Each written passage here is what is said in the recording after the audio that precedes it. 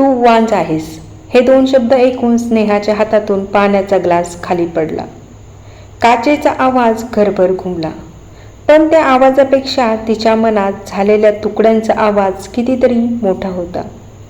समोर तिचा नवरा रोहन उभा होता, ज्या रोहनवर तिने 7 जन्माचं प्रेम केलं होतं.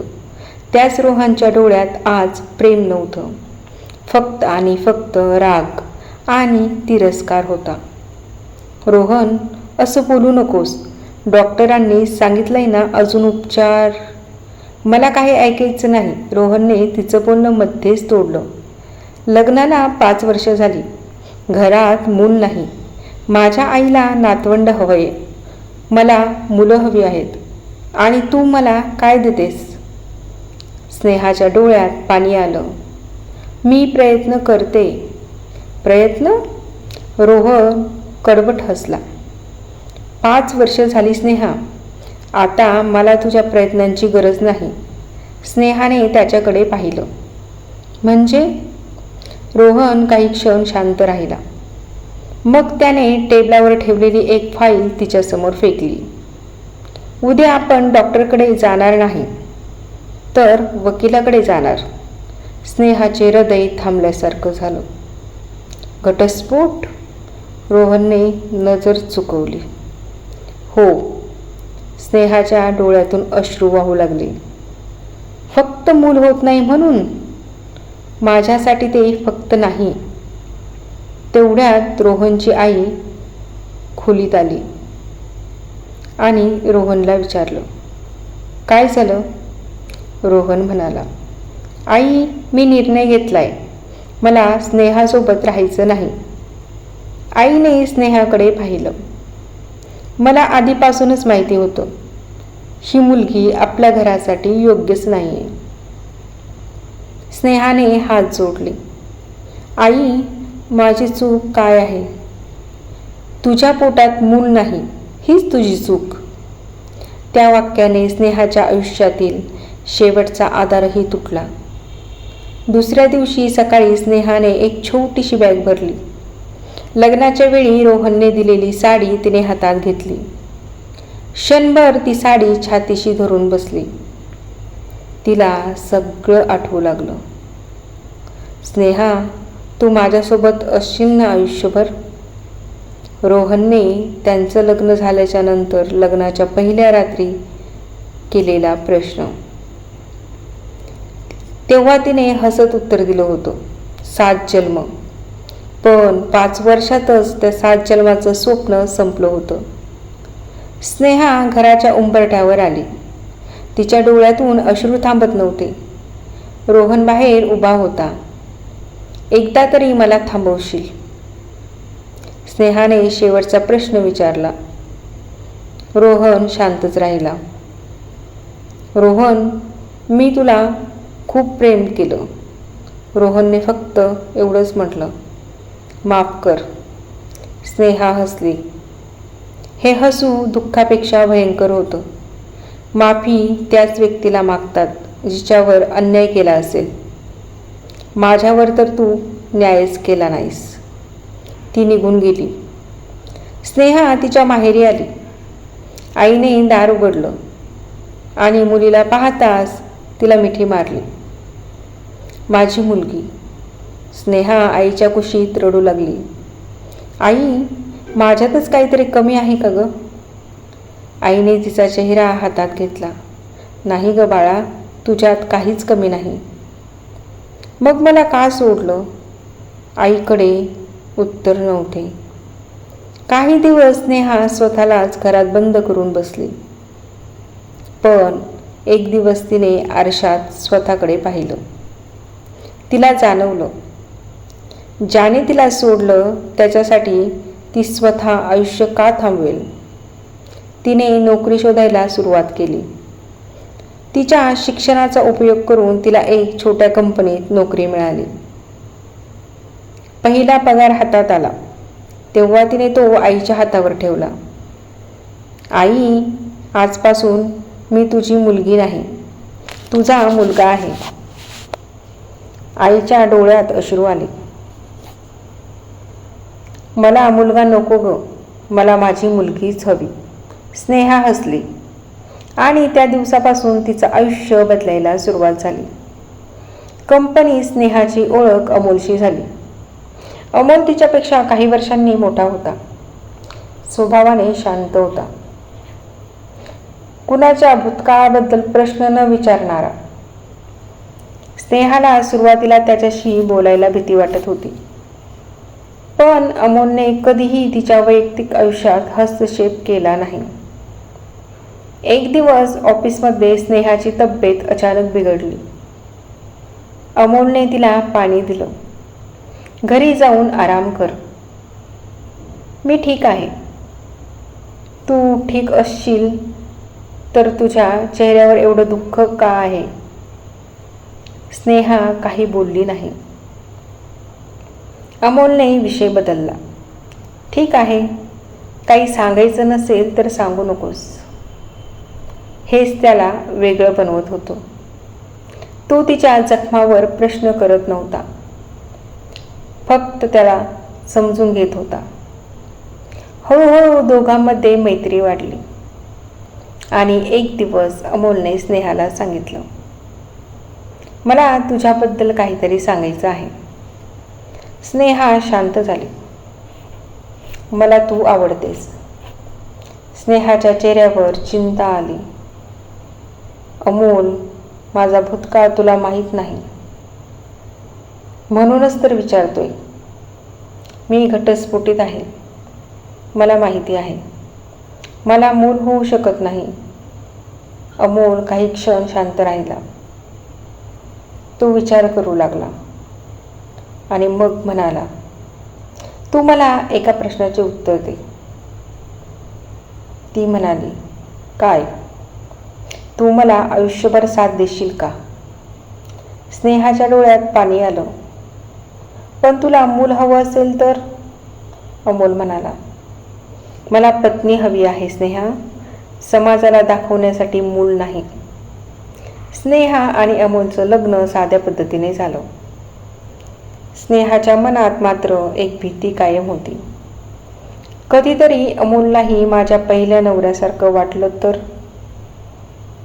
पण अमोलने तिच्यावर कधीही दबाव आणला नाही.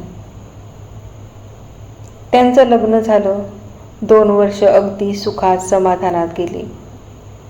एक दिवस स्नेहाला अचानक चक्कर आली. अमोलने तातडीने तिला डॉक्टरांकडे नेलं. काही तपासण्या झाल्या. डॉक्टरांनी रिपोर्ट हातात घेतला. त्यांच्या चेहऱ्यावर स्मित होतं. अभिनंदन. स्नेहा आणि अमोल दोघेही एकमेकांकडे पाहू लागले. कशासाठी? डॉक्टर म्हणाले, तुम्ही आई बाबा होणार आहात. स्नेहाच्या डोळ्यातून अश्रू वाहू लागले.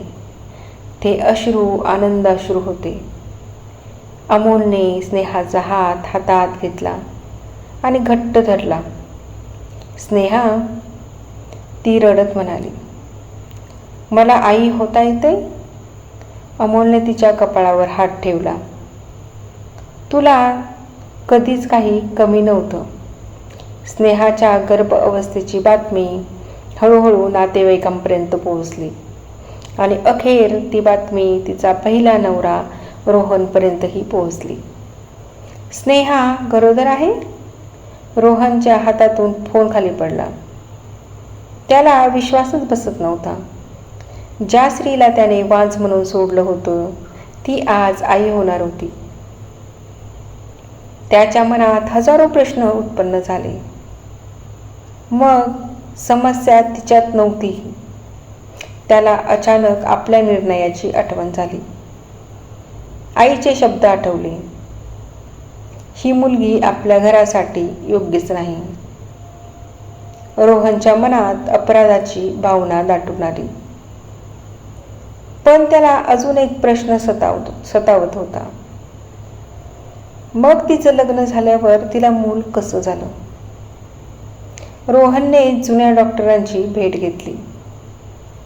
डॉक्टरांनी जुने रिपोर्ट पाहिले आणि काही क्षणांनी ते म्हणाले, रोहन, तुला एक गोष्ट सांगायची होती. काय?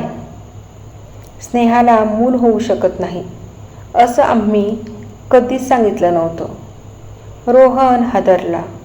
रोहनच्या पायाखालची जमीन सरकली. रोहनच्या मनात एक ना अनेक प्रश्न उद्भवू लागला. त्याला मागचा पूर्ण भूतकाळ आठवू लागला. म्हणजे डॉक्टर म्हणाले तिच्या तपासणीत गंभीर समस्या नव्हती.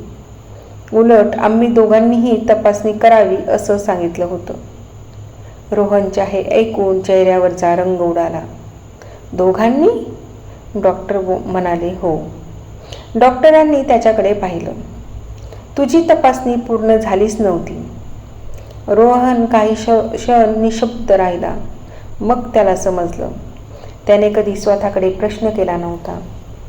सगळा दोष मात्र फक्त स्नेहावर टाकला होता. काही महिन्यांनी स्नेहा एका कार्यक्रमासाठी आपल्या जुन्या शहरात आली.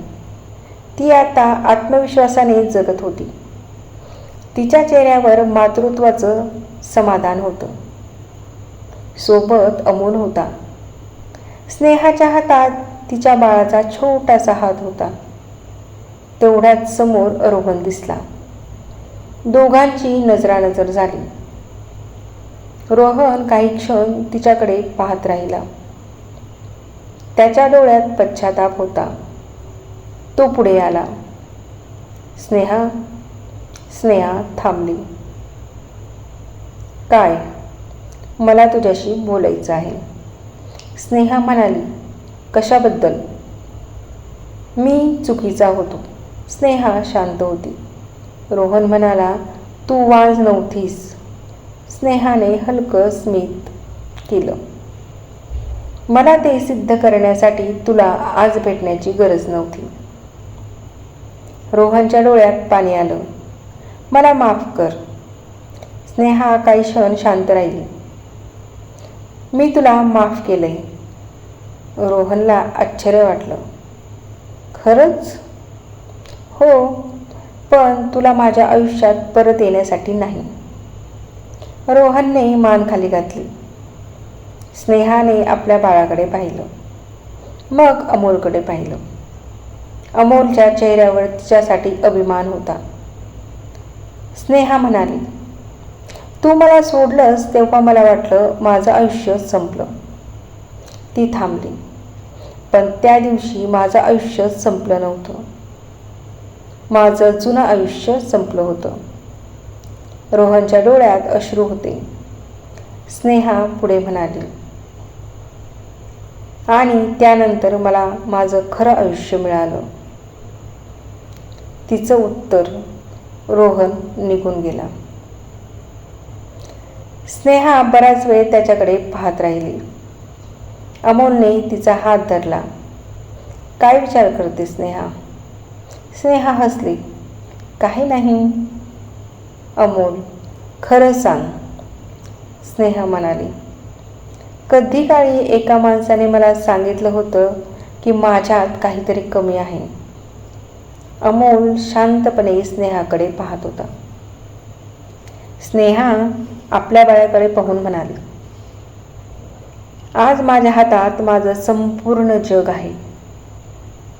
अमोल हसला आणि स्नेहाला म्हणाला आणि माझं?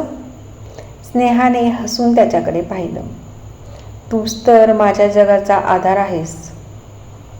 दोघेही आपल्या बाळाला घेऊन पुढे निघाले. त्या दिवशी स्नेहाला एक गोष्ट कायमची समजली. स्त्रिया आयुष्याची किंमत तिच्या मातृत्वाने ठरत नाही.